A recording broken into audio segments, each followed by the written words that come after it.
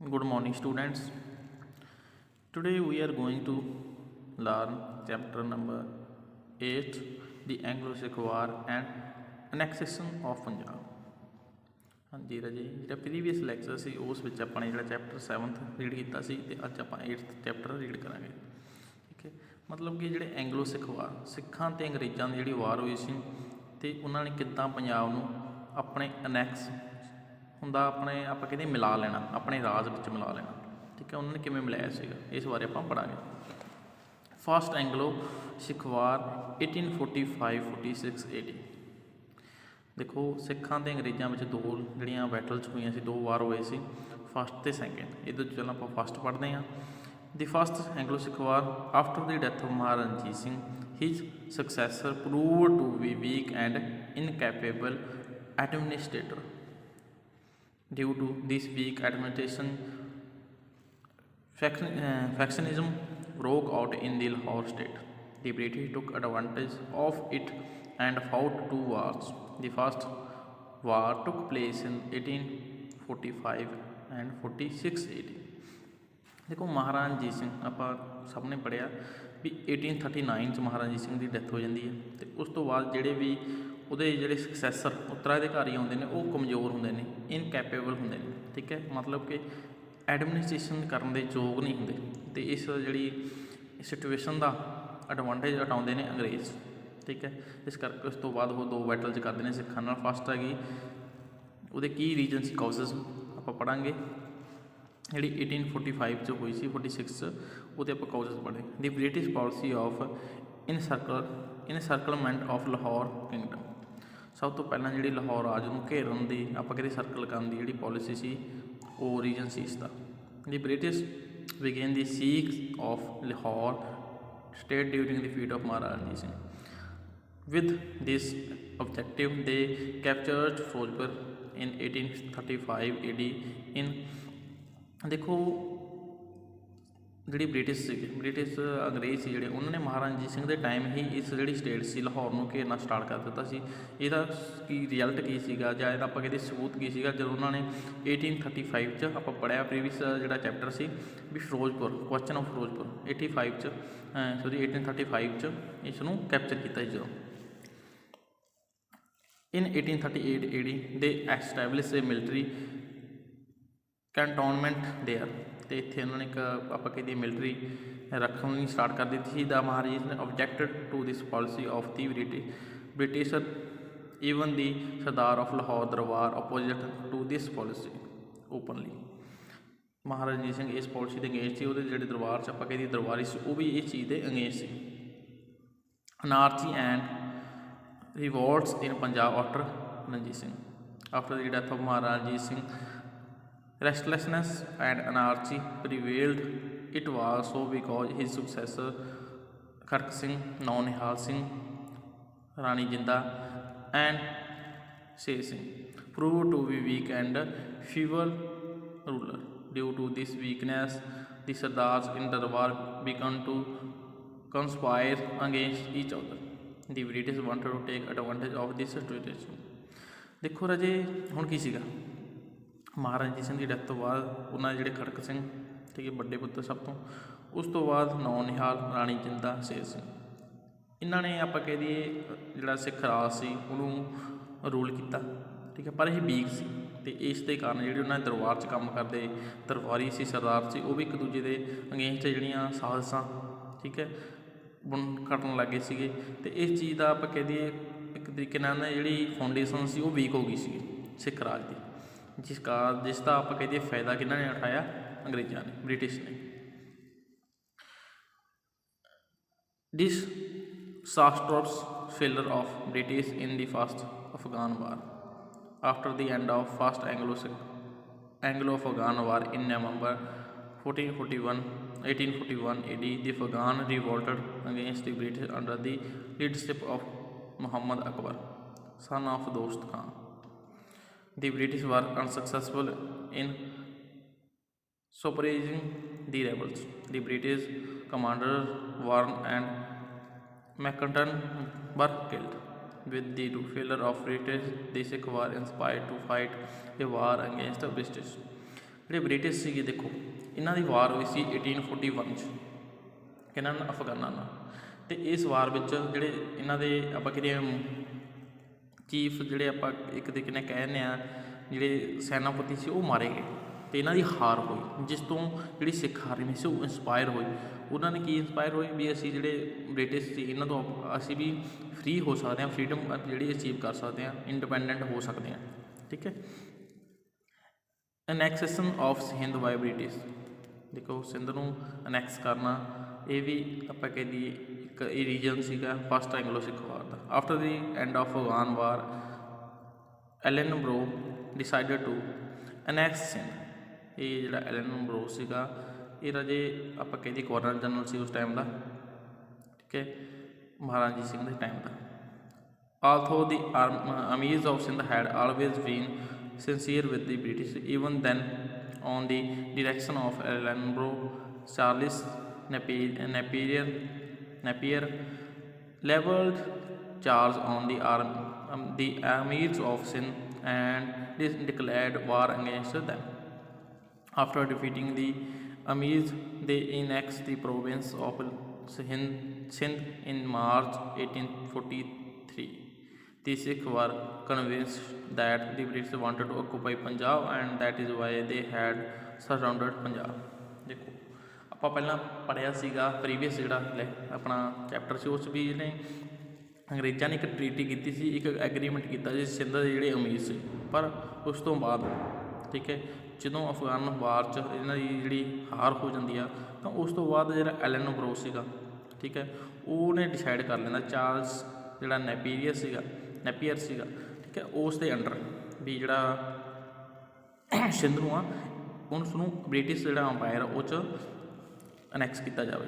ਠੀਕ ਹੈ, ਅਤੇ ਬਿਨਾਂ ਕਿਸੇ ਆਪਾਂ ਕਹਿੰਦੇ ਵਜ੍ਹਾ ਦੇ ਉਹਨੂੰ ਆਪਣੇ 1843 'ਚ 1843 ਈਸਵੀ ਵਿੱਚ ਸਿੰਧ ਨੂੰ ਆਪਣੇ ਅੰਡਰ ਕਰ ਲਿਆ ਜਾਂਦਾ, ਆਪਣੇ ਜਿਹੜੇ ਏਰੀਆ ਆਪਣਾ ਜਿਹੜਾ ਅੰਪਾਇਰ ਆ ਉਹ 'ਚ ਅਨੈਕਸ ਕੀਤਾ ਜਾਂਦਾ, ਸ਼ਾਮਲ ਕੀਤਾ ਜਾਂਦਾ, ਜਿਸ ਤੋਂ ਜਿਹੜੇ ਸਿੱਖ ਨੇ ਉਹਨਾਂ ਨੂੰ ਪ੍ਰੂਵ ਹੋ ਜਾਂਦਾ ਵੀ ਜਿਹੜੇ ਪੂਰੇ ਪੰਜਾਬ ਦੇ ਉਹ ਜਿਹੜਾ ਆਪਾਂ ਆਕੂਪਾਈ ਕਰਨਾ ਚਾਹੁੰਦੇ ਪੂਰੇ ਪੰਜਾਬ ਨੂੰ, ਇਸ ਕਰਕੇ ਉਹਨਾਂ ਨੇ ਪੰਜਾਬ ਨੂੰ ਸਰਾਊਂਡ ਕਰਨਾ ਸਟਾਰਟ ਕਰ ਦਿੱਤਾ ਹੈ।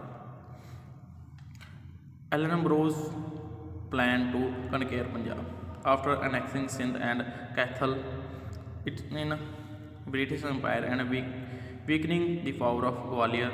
Ellenborough made a plan to capture Punjab. He started military preparation to materialize this plan.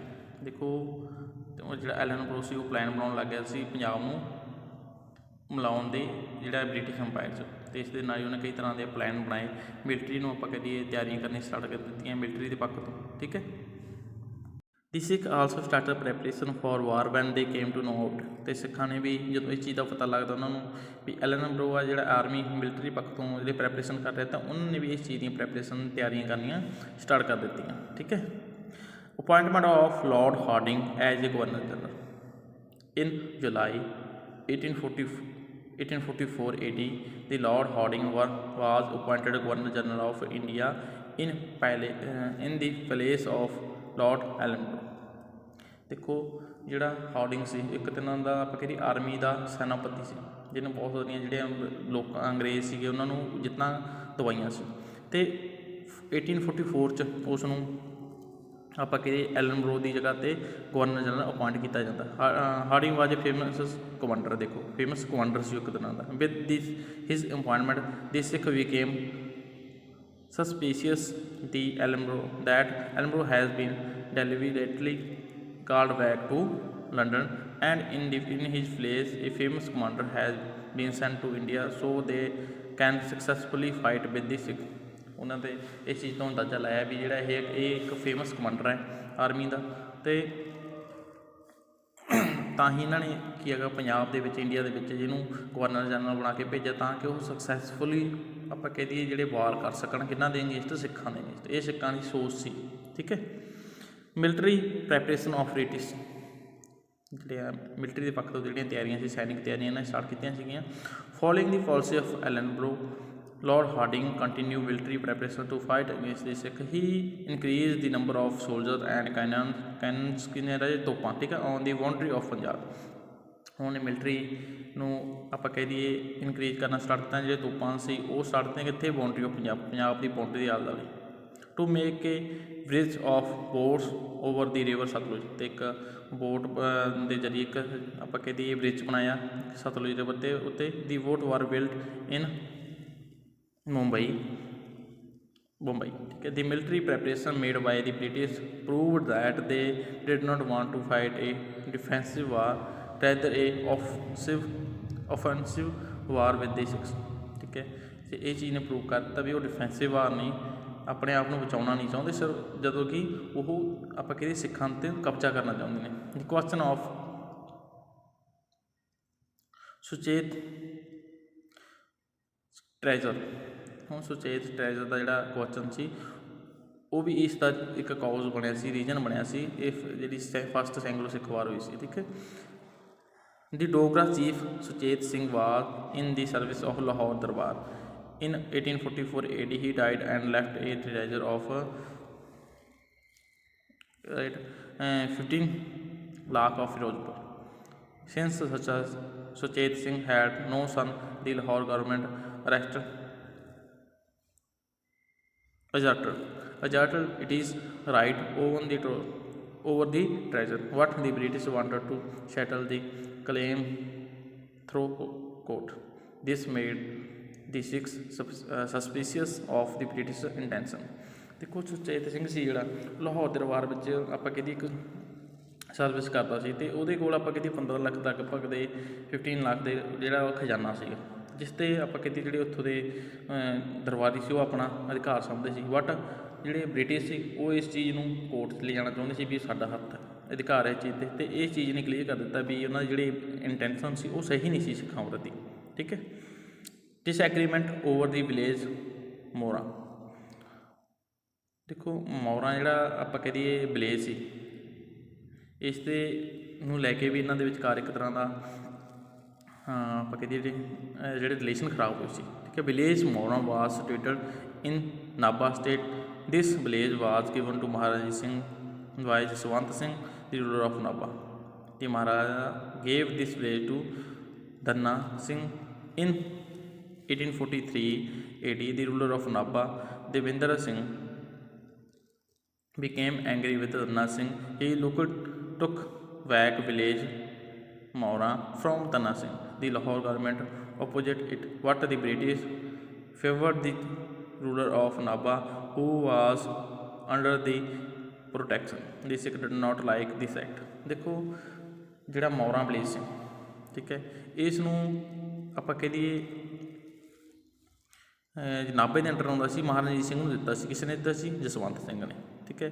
ਪਰ ਮਹਾਰਾਜਾ ਰਣਜੀਤ ਸਿੰਘ ਨੇ ਇਹ ਅੱਗੇ ਜਿਹੜਾ ਵਿਲੇਜ ਸੀ ਧੰਨਾ ਸਿੰਘ ਨੂੰ ਦਿੱਤਾ ਸੀ, ਠੀਕ ਹੈ। ਪਰ ਹੁਣ ਜਿਹੜਾ ਇੱਥੇ ਆਪਾਂ ਕਹਿ ਦਈਏ ਦਵਿੰਦਰ ਸਿੰਘ ਸੀਗਾ, ਦਵਿੰਦਰ ਸੀਗਾ ਜਿਹੜਾ ਉਹ ਐਂਗਰੀ ਸੀਗਾ ਧੰਨਾ ਸਿੰਘ ਨਾਲ, ਅਤੇ ਉਹ ਤੋਂ ਵਿਲੇਜ ਜਿਹੜਾ ਵਾਪਸ ਲੈ ਜਾਂਦਾ। ਹੁਣ ਲਾਹੌਰ ਦੇ ਜਿਹੜਾ ਆਪਾਂ ਕਹਿ ਦਈਏ ਗੌਰਮੈਂਟ ਸੀ, ਮਹਾਰਾਜਾ ਰਣਜੀਤ ਸਿੰਘ ਸਿੱਖ ਸੀ, ਉਹ ਕਹਿੰਦੇ ਸੀ ਵੀ ਇਹ ਤਾਂ ਧੰਨਾ ਸਿੰਘ ਦਾ ਹੀ ਹੱਥ ਹੈ, ਕਿਉਂਕਿ ਇਹ ਅਧਿਕਾਰ ਹੈ ਇੱਕ ਤਰੀਕੇ ਨਾਲ, ਕਿਉਂਕਿ ਮਹਾਰਾਜਾ ਸਿੰਘ ਨੇ ਉਹਨੂੰ ਦਿੱਤਾ ਸੀ, ਠੀਕ ਹੈ। ਪਰ ਜਿਹੜੀ ਬ੍ਰਿਟਿਸ਼ ਗੌਰਮੈਂਟ ਸੀ ਉਹ ਉਹਦੇ ਅਗੇਂਸਟ ਸੀ, ਉਹ ਕਿਹਦੇ ਪੱਖ 'ਚ ਸੀ, ਉਹ ਦਵਿੰਦਰ ਸਿੰਘ ਦੇ ਪੱਖ 'ਚ। ਇਸ ਕਰਕੇ ਦੋਨਾਂ ਜਿਹੜੇ ਰਿਲੇਸ਼ਨ ਸੀ ਉਹ ਖਰਾਬ ਹੋ ਜਾਂਦੇ ਨੇ, ਠੀਕ ਹੈ। ਨੈਕਸਟ ਹੈ measure taken by Broadfoot against the Sikh. In November 1844 AD, Major Broadfoot was appointed representative of the British at Ludhiana. He hated the Sikhs. His action against the Sikh irritated the Sikh community, and they got agitated against the British. ਦੇਖੋ ਜਿਹੜਾ ਬਰੋਡਫੁੱਟ ਸੀ ਉਹ ਜਿਹੜੇ ਸਿੱਖ ਸੀ ਉਹਨਾਂ ਦੇ engaged ਸੀ, ਅਤੇ ਉਹਨਾਂ ਨੇ ਕਾਫੀ ਜ਼ਿਆਦਾ ਉਹਨੂੰ ਜਿਹੜੇ ਸਿੱਖਾਂ ਨੂੰ ਇਰੀਟੇਟ ਕੀਤਾ, ਜਿਸ ਕਰਕੇ ਦੋਨਾਂ ਦੇ ਜਿਹੜੇ ਸੰਬੰਧ ਸੀ ਉਹ ਵੀ ਖਰਾਬ ਹੋਏ, ਠੀਕ ਹੈ। ਲੁਧਿਆਣੇ 'ਚ ਇਹ ਇੱਕ ਆਪਾਂ ਕਹਿੰਦੇ ਇੱਕ ਆਫੀਸਰ ਸੀਗਾ। Instigation of Sikh army by Lal Singh and Tej Singh. ਜੇ ਹੁਣ ਜੇ ਲਾਲ ਸਿੰਘ ਅਤੇ ਤੇਜ ਸਿੰਘ ਇਹ ਦੋ ਇੱਦਾਂ ਦੇ ਵਿਅਕਤੀ ਸੀ ਜਿਹੜੇ ਮੇਨ ਰੀਜਨ ਸੀ ਇਹ ਫਸਟ ਐਂਗਲੋ ਸਿੱਖ ਵਾਰ ਦਾ। In September 1845 AD, Lal Singh became the prime minister of King Lahore Kingdom. Tej Singh was appointed the chief of the army. By that time, the power of Sikh army has increased manifold. All the important decisions of kingdom were taken by army. Lal Singh and Tej Singh were scared of the army. Secretly, both the Sardars wanted the British government in order to weaken the Sikh army. They instigated it against British. ਦੇਖੋ ਹੁਣ ਅੱਗੇ ਆਪਾਂ ਕੀ ਕਹਿ ਦਈਏ, ਜਿਹੜੇ ਲਾਲ ਸਿੰਘ ਤੇਜ ਸਿੰਘ ਸੀ ਇਹ ਹੈਗੇ ਤਾਂ ਸਿੱਖਾਂ ਵੱਲ ਸੀ, ਇੱਕ ਸੀ ਪ੍ਰਾਈਮ ਮਿਨਿਸਟਰ ਸਿੱਖਾਂ ਦਾ, ਠੀਕ ਹੈ, ਦੂਸਰਾ ਉਹਨਾਂ ਦੀ ਸੈਨਾ ਦਾ ਚੀਫ ਸੀਗਾ, ਪਰ ਅੰਦਰੋਂ ਅੰਦਰੀ ਇਹ ਕੀ ਆ ਬ੍ਰਿਟਿਸ਼ ਲੋਕਾਂ ਨਾਲ ਮਿਲੇ ਹੋਏ ਸੀਗੇ, ਠੀਕ ਹੈ, ਅਤੇ ਉਹਨਾਂ ਨੂੰ ਸਾਰੀ ਜਿਹੜੀ ਜਾਣਕਾਰੀ ਦੇਣਾ ਚਾਹੁੰਦੇ ਸੀ ਅਤੇ ਉਹ ਜਿਹੜੀ ਸਿੱਖ ਆਰਮੀ ਨੂੰ ਵੀਕ ਕਰਨਾ ਚਾਹੁੰਦੇ ਸੀਗੇ। Declaration of war by governor general the above cause clarify that the British wanted to fight against the Sikhs. ਦੇਖੋ ਉੱਪਰ ਦਿੱਤੇ ਕਾਰਨਾਂ ਤੋਂ ਪਤਾ ਲੱਗਦਾ ਜਿਹੜੇ ਬ੍ਰਿਟਿਸ਼ ਸੀ ਉਹ ਸਿੱਖਾਂ ਵਿਰੁੱਧ ਲੜਨਾ ਚਾਹੁੰਦੇ ਸੀ। On December 1845 Lord Hardinge declare war against the Sikh, ਅਤੇ 13 ਦਸੰਬਰ ਨੂੰ 1845 'ਚ ਲਾਹੌਰ ਜਿਹੜਾ ਹਾਰਡਿੰਗ ਸੀਗਾ ਉਹਨੇ ਕੀ ਆ ਵਾਰ ਡਿਕਲੇਅਰ ਕਰ ਦਿੱਤੀ ਕਿਹਦੇ ਅਗੇਂਸਟ, ਸਿੱਖਾਂ ਦੇ ਅਗੇਂਸਟ, ਠੀਕ ਹੈ ਰਾਜੇ। ਇਹ ਸਾਰੇ ਕਾਜ਼ਸ ਸੀ ਫਸਟ ਐਂਗਲੋ ਸਿੱਖ ਵਾਰ ਦੇ, ਧਿਆਨ ਨਾਲ ਪੜ੍ਹਿਓ ਸੁਣਿਓ।